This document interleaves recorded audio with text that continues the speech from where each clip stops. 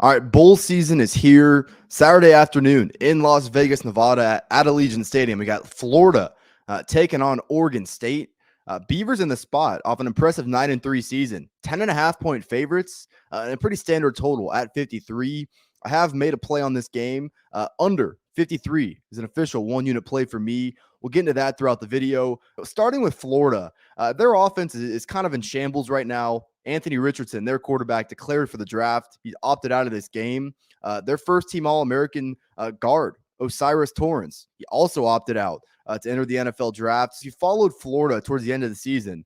Wide receiver health also started to become a major issue. They're having to play some really young guys against Florida State.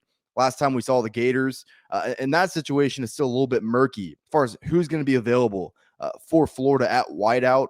Not only that, their backup quarterback, Kitna, John Kitna's son, was dismissed from the team for some shady stuff. I'll leave it at that. So it's going to be Jack Miller getting the start for the Gators in this game. I'm not completely writing off Jack Miller either. He played at Ohio State. You've obviously got to be a certain caliber player to play there. I think he's got all the tools to be a pretty capable player at this level, but hasn't taken any snaps this year. Dealt with an injury throughout camp. We just haven't seen him. I think he has like 14 career pass attempts. So just a very inexperienced player. And when you pair that with Florida's issues at receiver right now, not a great combination for Billy Napier. I will say Florida does have a good run game. I mean, between ETN, between Montrell Johnson, I mean, those are two 6-yard per carry guys. The issue is that kind of plays right into Oregon State's hand. I like the way Oregon State goes up against the run. And quite frankly, their pass defense, if you remember a year ago, wasn't good. They've improved mightily this year. I mean, go watch how they handled Caleb Williams at USC. Go watch how that Oregon State defense stepped up in some of their tougher matchups. Beavers are much improved on that side of the ball. And I do think there's a pretty clear path to stops for Oregon State in this game. I just don't see Miller being able to consistently create explosive plays through the air. I think Oregon State can lock in on the run and at the very least just contain this Florida run game. On the other side, Oregon State is a run-first team themselves, and they're quite good in that role. I mean, Jonathan Smith has really built something good in Corvallis. They're really physical at the point of attack. What do we know about Florida? Run defense has actually stunk this year. So on paper and in theory, this would be a really good matchup for Oregon State to kind of have their way offensively. This is where I kind of think nuance comes in. I'm not a guy that likes to make these generalizations about conferences.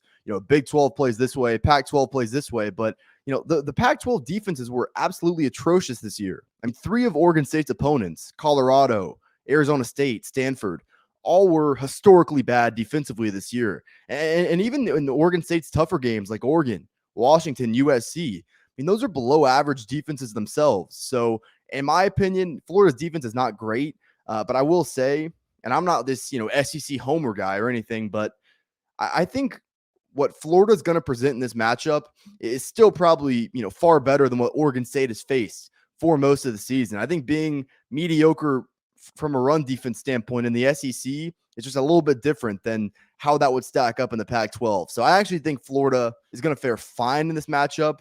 Run defense is still not good. I still think Oregon State's going to have success, as being a 10.5 point favorite would indicate. But I just don't see Oregon State getting anywhere past 28, maybe 31 in this game. So I also think Jonathan Smith is going to stick with that run-first nature, because he's got a true freshman quarterback, Ben Goldbrinson. He's fielding well this year, don't get me wrong, but if you saw that last game against Oregon, struggled mightily in that game. And I think the one area Florida can beat you is within their secondary. So I think we'll see a pretty run-heavy approach from the Beavers here. One other really key factor when considering totals is pace.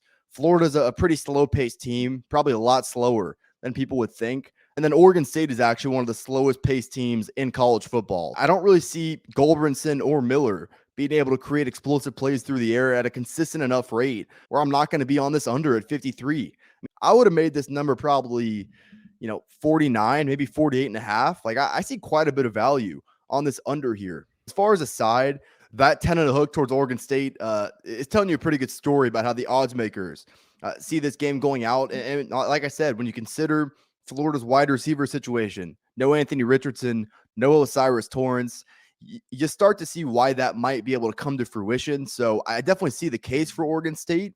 Jonathan Smith hasn't been great in bowl season. Remember, they lost last year as favorites. It's one thing to say that you expect Oregon State to win this game, but it's another to lay double digits with them. So I'm not quite ready to do that, especially with a run first team. I wouldn't really call them an explosive offense. I think they're efficient, not necessarily explosive. I'm not completely writing off that we get a pretty good effort from Florida here. No play for me there. Official 1 unit play in this game is on the under 53.